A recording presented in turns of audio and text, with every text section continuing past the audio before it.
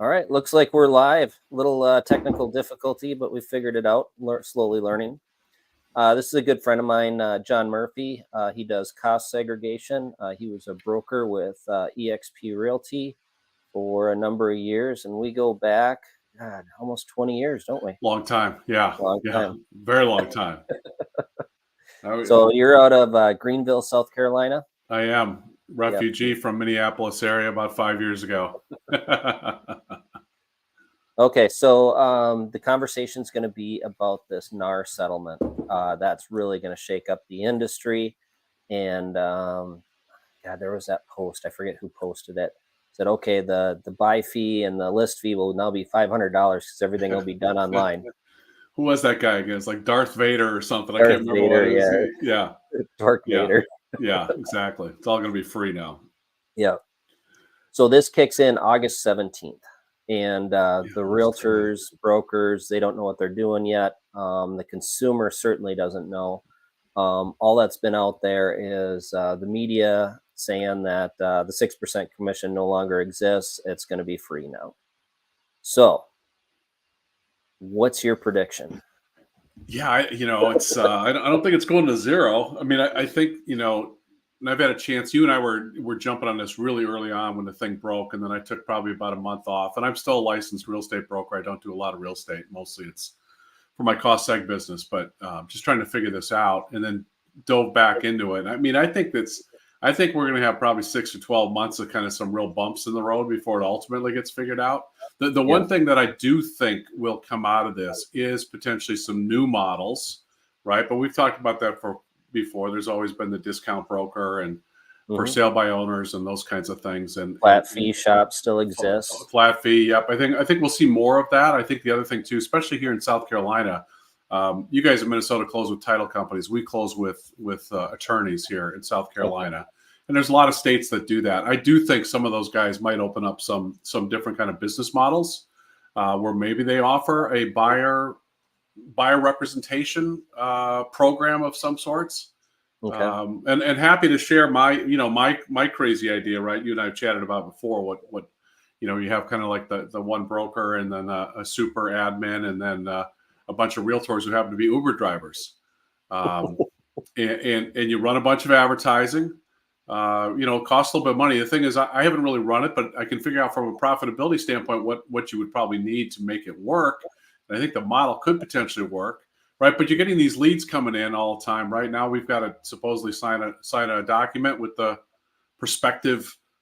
customer, I guess, if you will, to show a piece of property. Yeah, before we can show a buyer a piece of property, we have to have them sign a document that says a showing agreement. And this is not a representation agreement, but it is basically disclosures that give permission to show the property. The buyer can go to an open house and try to work with the seller's agent, but that's got its problems too. Because then you run into dual agency issues.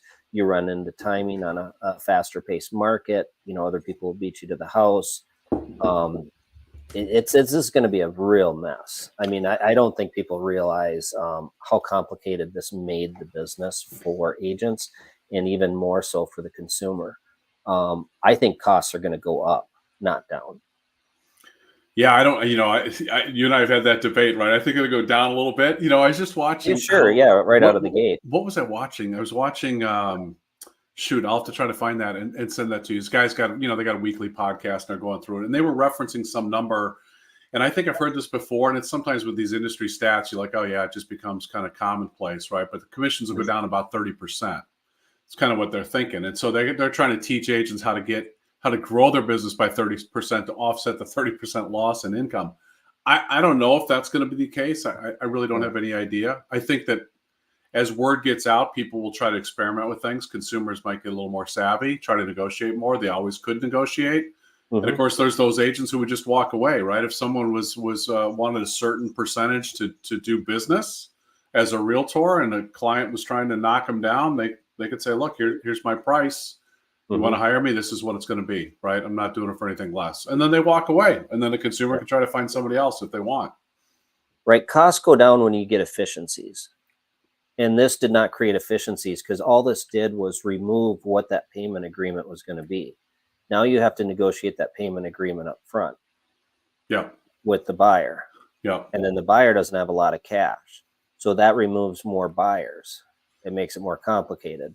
You got to negotiate that with the seller in the purchase agreement. Right. Yeah, for compensation. And I think I heard on Friday we were at the lowest percentage of mortgage applications like since they've been since they've been tracking the statistic or something. It's a very low number. Obviously, there's people out there with cash that are buying Oh yeah, we're houses. still in multiple offers here. Right. So Yeah, transactions are still happening. There's plenty of people with cash, but people who need to do financing and a mortgage, this makes it a lot tougher. Right. If someone's come to the table, they got $500,000 cash. Are they going to care whether or not they've got to, pay another 2 or 3% for their buyer rep? And does that get rolled into the price of the deal, or does that come out of their closing costs? I don't know if they're going to care about that if they get the good representation. But who knows, right? Who knows what's going to happen here? Yeah, I think you're right. Out of the gate, buyers are going to come in and they're going to negotiate lower fees. Agents aren't going to realize how the business operates, and they'll probably accept some of these lower terms. And then when the stuff starts to hit the fan, then I think agents are going to say it doesn't pay.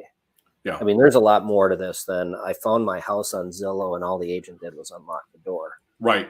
I mean, this is a lot of work. And I love that. I love that. Right on Twitter, people be saying, "Oh, I found the house anyway, and I sent it to my agent, said I want to go see these houses." We go see the houses, and he or she gets paid a big commission. It's way more than that. Finding the house is the easiest and the littlest thing to do. It's all over the place. Everybody's scrolling through real estate sites looking for property.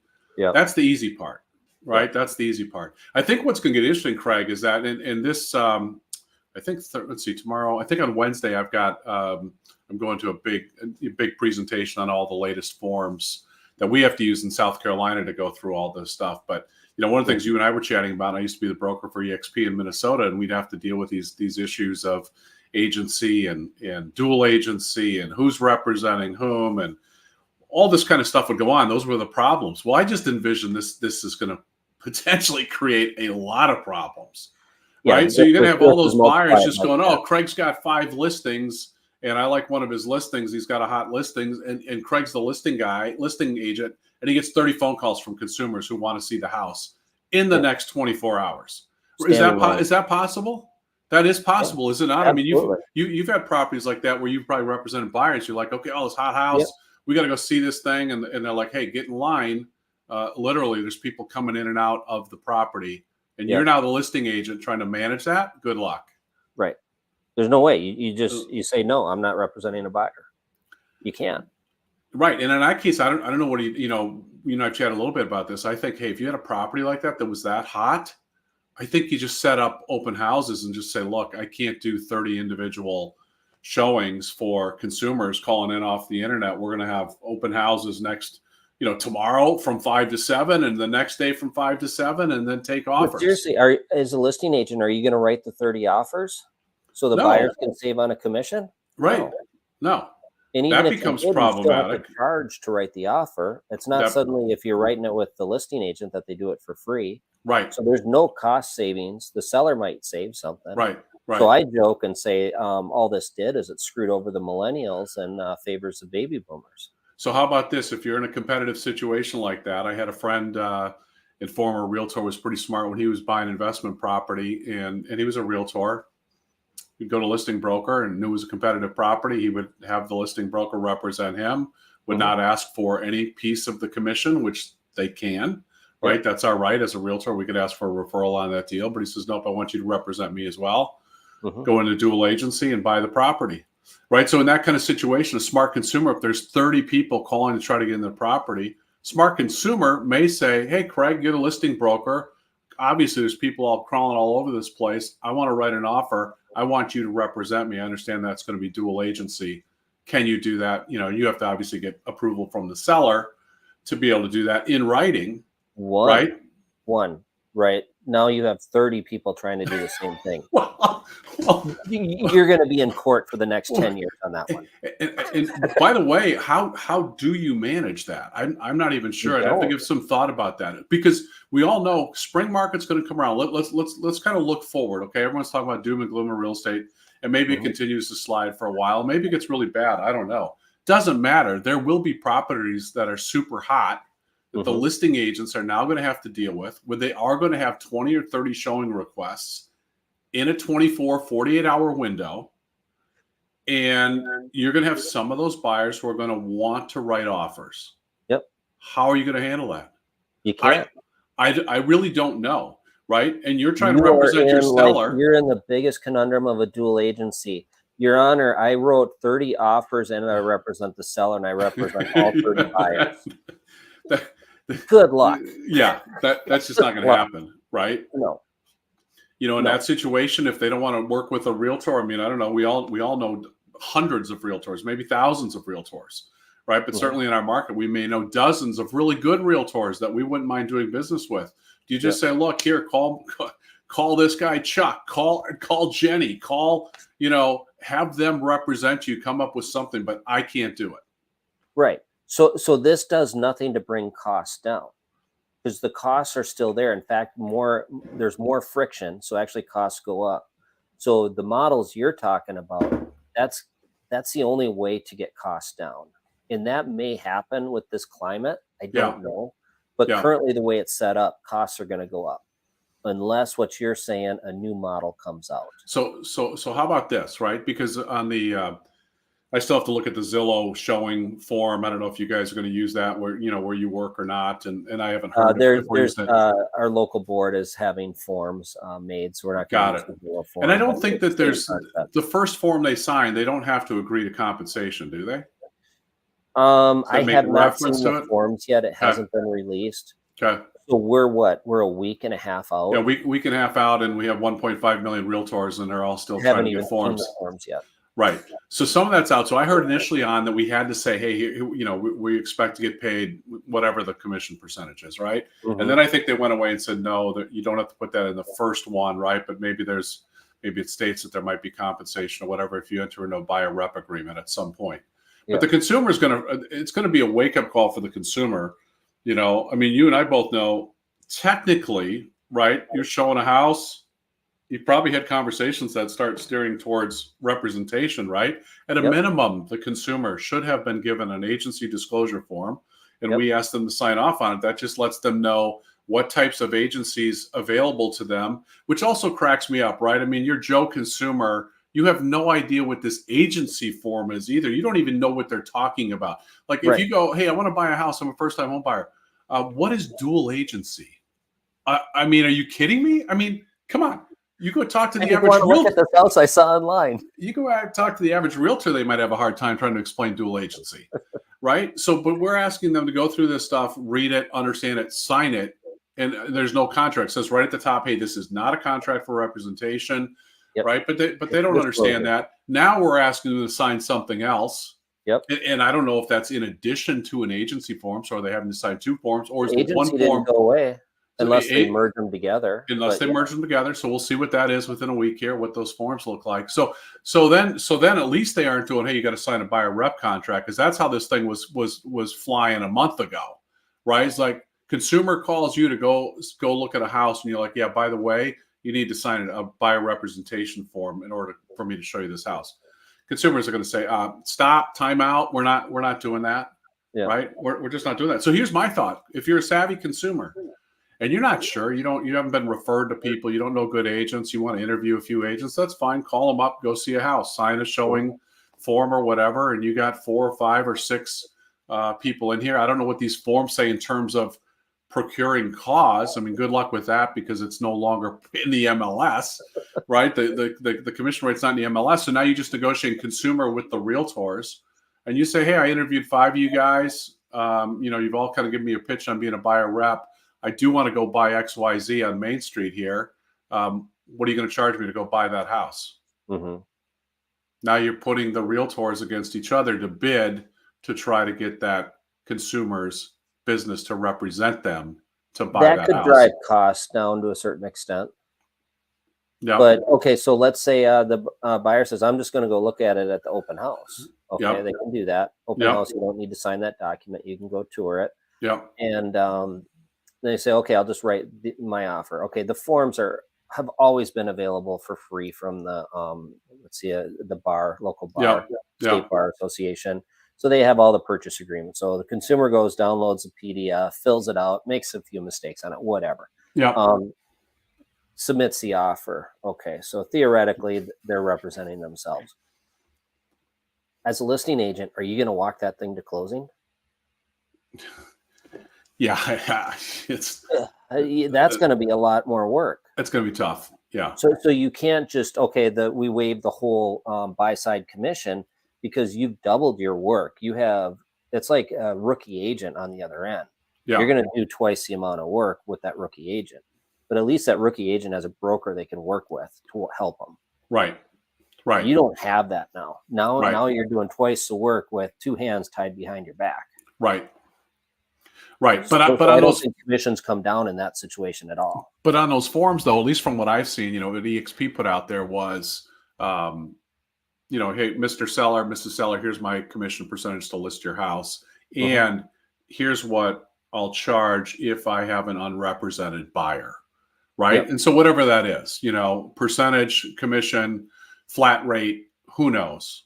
Right. Right. So let's just 6% is not a standard commission, but let's just say it's 2.5, whatever, 3% to the buyer's agent to represent the buyer. You might discount that a little bit, but the buyer's not going to discount that house by that 2.5 or 3%. Right. It may be 1%, maybe 0.5% at best. Right. Or Right. 1% at best. Because you still have all the liability and twice the risk because you're not representing them. You have no.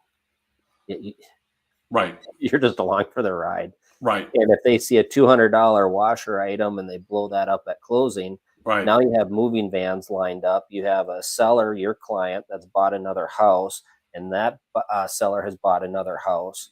And now because someone sees a $200 item at closing, blows up the transaction, and then the lawsuits start piling down.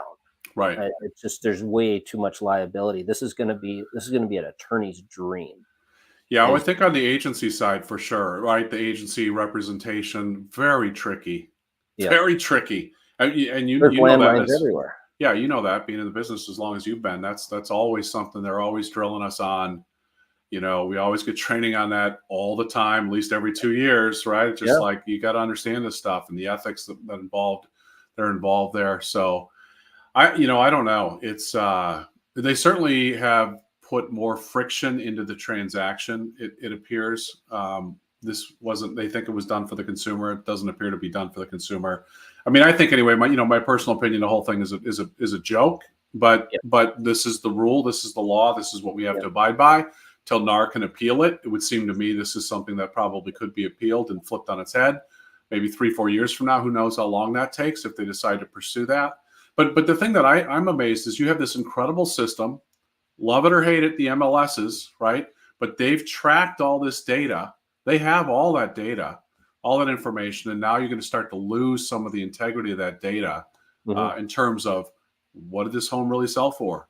Yep. Commissions are certainly part of that. Now we're just calling it concessions, as though that's different than commissions. But it's concessions, right? That apparently, where did that money really go? There's some debate on whether that can be published or not. What does that really mean? If a seller gives $15,000 in concessions, and if that's recorded on the MLS, what were those concessions? Were they commissions? Were they seller paid closing costs for the buyer?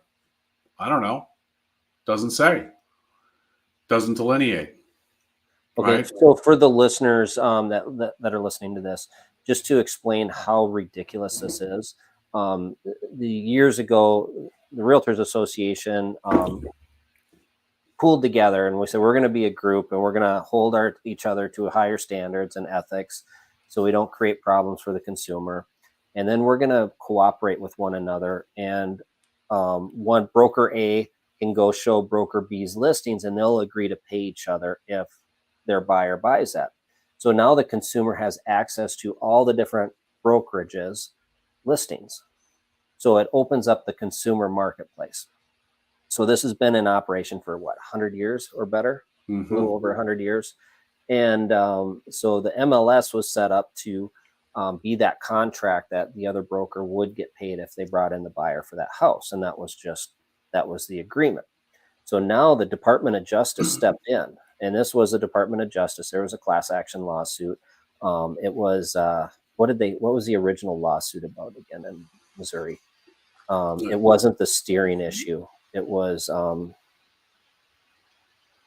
I don't know. I don't remember. I just know they keep talking about steering. So they didn't even the lawsuit didn't even win on the ground they originally sued for, because there's a varying degree of commissions, right?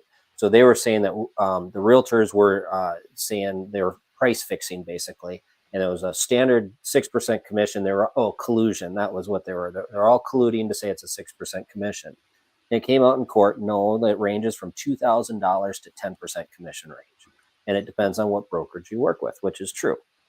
So, but yeah, the vast majority of full service brokers are somewhere between that 5 and 7%. So that's where your 6% comes from, is just average of 5 and 7. So, so they didn't win on their original collusion part. What they won on was steering. So then it got twisted that agents were then steering their buyers to go buy a house that was paying a higher commission to the buyer agent. But how can that be? All the data is on Zillow and Realtor.com and all the brokerage websites. Right.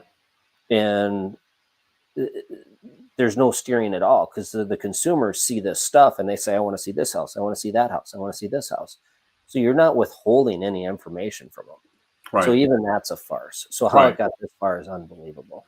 Right. And then the funny thing about steering, right? Because I always think about steering as like it's a racial thing where you're kind of moving people and certain neighborhoods and that kind of thing, right? Which I in my 21 years, I've been a broker since 07. I never experienced that. Does it go on? Yeah, I'm sure it goes on. Okay, somewhere. But now steering. Okay, so now if the buyer's on the hook for 2 or 3%, the ironic thing is, right, is that now I think what's going to happen, steering. People, your buyer's agent can say, hey, Mr. Buyer, here's 12 houses for us to consider seeing.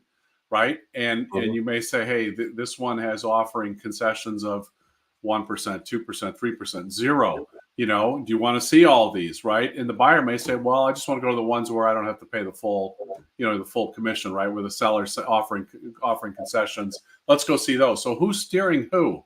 Is the buyer now steering the realtor to go see certain houses because of potential concessions that are paid out? Yep. I have no idea. The way that we're handling it in South Carolina with the legal department for the Realtors Association, basically saying, we have a form here. We can just include that in every purchase agreement.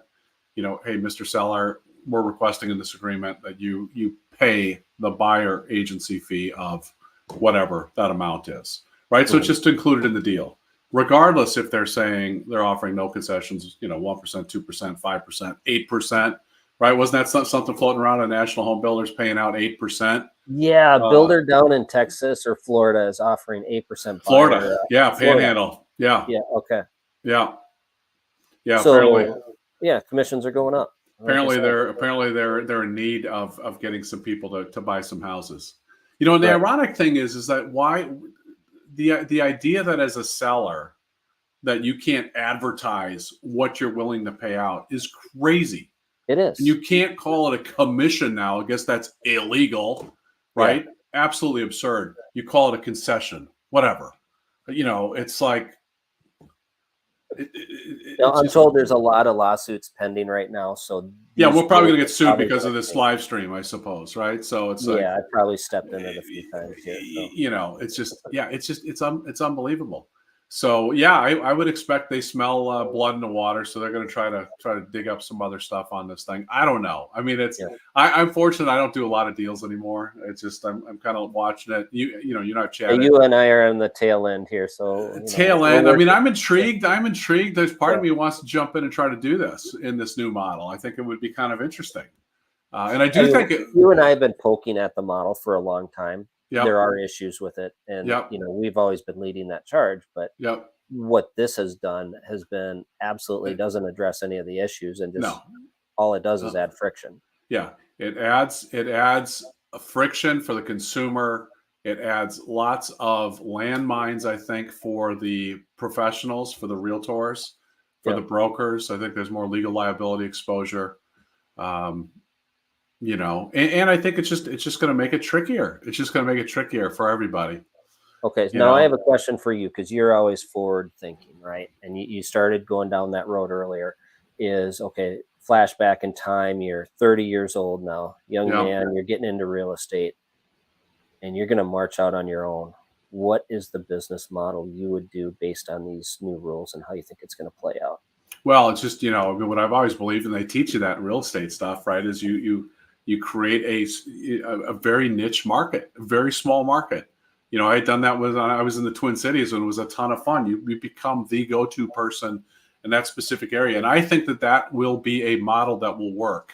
Okay, if you're moving into a specific area, and you've got a lot of obviously great agents there in the Twin Cities, and we do too here Hmm. in Greenville, and they cover big swaths of ground. Okay, but if Yep. all of a sudden you want to move into Wayzata or a pocket of Minnetonka, or I don't know, where I live in Five Forks and Simpsonville outside of Greenville, right? There's an opportunity, I think, to get very specific and just own that market, right? You do a lot of social media, you do a blog, website, all that stuff. Somebody's moving in the area and they want to buy a home.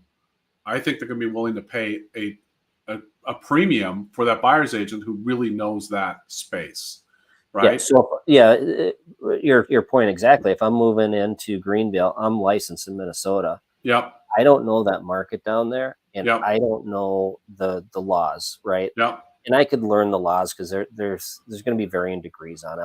I'm smart enough to figure out the differences, with a little research, but I don't know that market.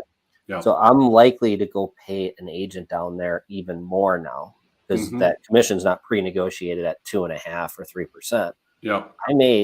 I'll probably save 10% just having an expert in that marketplace. Yeah. Yeah. You So I'm may. probably willing to pay 4%, because I'm going to Yeah. save. Yeah. So that's why I think you're going to see prices go up. And the only way prices are going to come down is if you simplify the business, or you get some sort of technology to streamline it.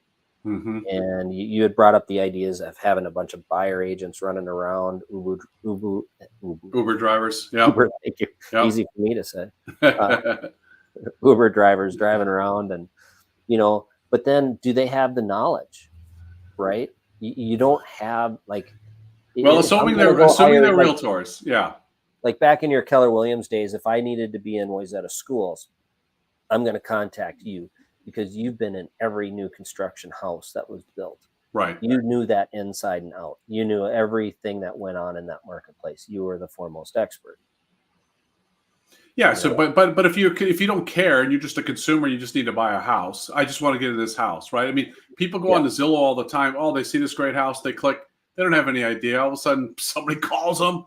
They're just a showing agent, right? And they're Yep. not the listing agent. They're going to go show the house, right? So that's where I think that model where you have the combo realtor Uber driver, I think actually has some legs, right? So when they're not Sure. showing houses, they can be running around getting paid doing Uber, right? And there's been plenty of jokes, right, that maybe that's what all the realtors go do, is they just go drive for DoorDash Yeah. or Uber, Lyft, or whatever.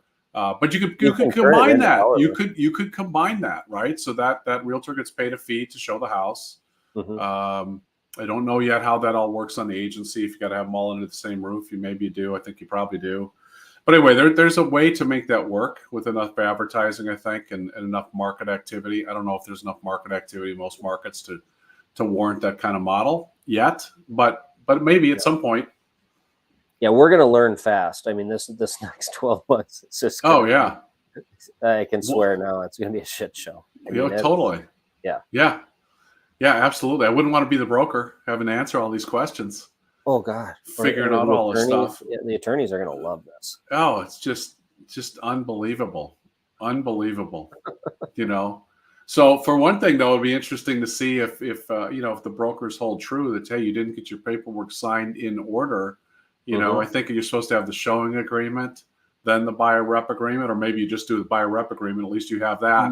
The buyer rep agreement will override the showing agreement, so you don't need the showing agreement. Just go straight to the buyer rep agreement. Right. You know, if there's odds of you not getting paid, I mean, most people aren't going to work, right? Yeah. Unless there's a potential on a big payday. Yeah. Now, you reduce that payday, you're not going to go work on a chance of not getting paid. Right. It's just right. human nature. No one's going to do it. But what if the brokers, and I don't know if they're going to be required that they have to prove that they had the buyer rep agreement before, obviously before you sign the purchase agreement, before you show the house. Yep. And they will be audited, and the board will be slapping. So just out of curiosity, you and I probably shown hundreds of houses before we had the buyer rep agreement, and then the client decided to write an offer, and then we do a buyer rep agreement. It's like, oh God, I got to get that signed. And write the offer. So now potentially that practice, right, may not lead to you getting paid. Zero. Right? Yep. So that's what's going to be interesting. Right. And the reason agents would do that is buyers look at that paperwork and say, oh, right, I'm not signing anything. I'm not signing anything. So agents are trying to educate them slowly. Let's look at some houses and slowly educate them. Right. And then suddenly you're in a purchase agreement and you're like, okay, now we got to address this paperwork that I brought up earlier. So, but yeah, the consumer is going to have a rude awakening when they get slapped with paperwork, and agents don't have a choice now. Right. So then back to the showing agreement though, right? So now if you didn't get the showing agreement, I mean, if they called you and said, okay, here's the buyer rep agreement, they'll sign it. Let's go see the house. They make an offer on the house, you're good. Okay. But if you didn't get the showing agreement and you show them the house, and then they write an offer on that house, now you're trying to write a buyer rep agreement after you've already shown them the house, but you didn't have the showing agreement. So in that little technicality, that little situation, is that agent potentially at risk of not getting paid? Sounds like yes. Yes. Crazy. We'll see how this plays out. It's crazy. Crazy. So I don't know. If you're listening and you're going to be buying a house and an agent brings out paperwork, no, you have to sign it. Yeah. It's no one's trying to pull a fast one on you. They didn't write these rules. This is slapped down on them. And there's two different contracts. One is a showing agreement and the other one's a buyer rep agreement. The buyer rep agreement obligates you to pay them if you buy a certain house. And those are going to be look at the time, and they can be for a specific house. So you can sign one of those, just say, okay, show me these two houses. And if I buy one of these two, I'll pay you this commission. And I want that commission negotiated in the price, so it's coming out of the transaction, not out of your extra cash. Yeah. But yeah, just, the length of time is what you got to look for in the contracts, but you're going to end up having to sign those if you're going to be buying a house. Yep. Sorry, absolutely. We didn't do it. Yeah. It's not us. It's not our brokers. It's the results of the lawsuit. Yeah. As wacky as they are. Yeah. And what did the attorneys make on that? Oh, yeah. Who knows? $1 billion. And then all the plaintiffs got like $30. Yeah. Yeah. I mean, I don't even see what the total numbers are. I mean, they're massive. Yeah. The amount of damages. Yeah. There's a lot of different brokers that have to pay separately. Yeah. Yeah. I don't even know what the grand total was, but the attorneys made out like bandits. And anyone who was in the class action lawsuit got under $30 each. Yeah. Yeah. Amazing. And just kind of ruin the home buying process for all the future buyers. Yeah, exactly. It really is amazing. Absolutely is amazing. It's funny. We would say, we get all these forms all the time. And a lot of times forms, we have new forms often because of lawsuits. Yep. Right. There's new forms, there's new paragraphs, all this stuff. Right now, we've actually changed the model. And you would think that it's for the better. I don't know. A lot of people trying to put a good face on this, that it's going to be for the better. Maybe it will. Who knows? Maybe it'll blow out a lot of people out of the industry. It's 1.5 million realtors. Maybe you lose 500,000 realtors over the next 2 or 3 years. Get it down to 1 million. And if that happens, likely, to your point, then likely prices go up unless there's some kind of technological change that really allows this to be streamlined somehow. Yep. You Yeah. know. Someone's got to create a new model that reduces costs and friction. Yep. All we did is we added cost and friction. Yep. I liken it, and I sent you this before. It's when the EPA changed the gas cans. Yeah. You Oh use yeah. those new gas cans. Oh yeah. They don't Awful. pour gas. They don't. You can't get the oxygen in there to No. pour the gas. You got this contraption, Yeah. and you buy a new gas can. You end up drilling a hole in the back. You take the spring out of the nozzle. You got to redesign it so it actually works. That is what the DOJ has done to real estate Right, transactions. right, right, and it's gone from $5 to $15 or $20. You know, Exactly. for that fancy gas can. Yep, that you Yeah, rip apart and re-engineer the old way. yeah. I remember going and buying that one for my first time. I went immediately on Facebook Marketplace looking for old gas cans. There's a black Old market used for gas. that. Oh yeah, there is. There Yeah. absolutely is. Yeah, it's probably an illegal offense, I'm sure, to actually go buy one of those. But Yeah. it is what Yeah. it So is. a black market form to buy a house now. Yeah, crazy, crazy. Well, it's All gonna be right. interesting to Well, see where what can people happens. find you? You got a YouTube channel Yeah, out I there. got you. Follow me. My handle's Cost Seg Building, and I got a blog at costSegBuilding.com as well, and on Twitter at Cost Seg Building. So, real estate agent and broker, but I just really use that experience and that knowledge for my Cost Seg business. So I help people all over the country save money on taxes if they own investment property or commercial property, and it works every single time. Yes, it's Every the time. greatest thing if you get rental property. It is. It's a great thing Yeah. to do. So Yeah, awesome, we're Craig. 2 old dogs in this business, and we're kind of stepped out of the real estate business for the most part, but still in it enough to. To have fun with it anyway, right? At Yeah, least be commentators. absolutely. All right. Awesome. Well, we're signing off. Thanks for jumping on, John, and we'll Appreciate it, Craig. check We'll do it in again. and see how this goes. All right. We'll Sounds check in good. after 2 weeks of this new Yeah. rule. Yeah. Let's do it. Let's plan to Sounds do it. good. All right. All See right. ya. Have a good Bye-bye. afternoon. All Bye-bye. right. Bye.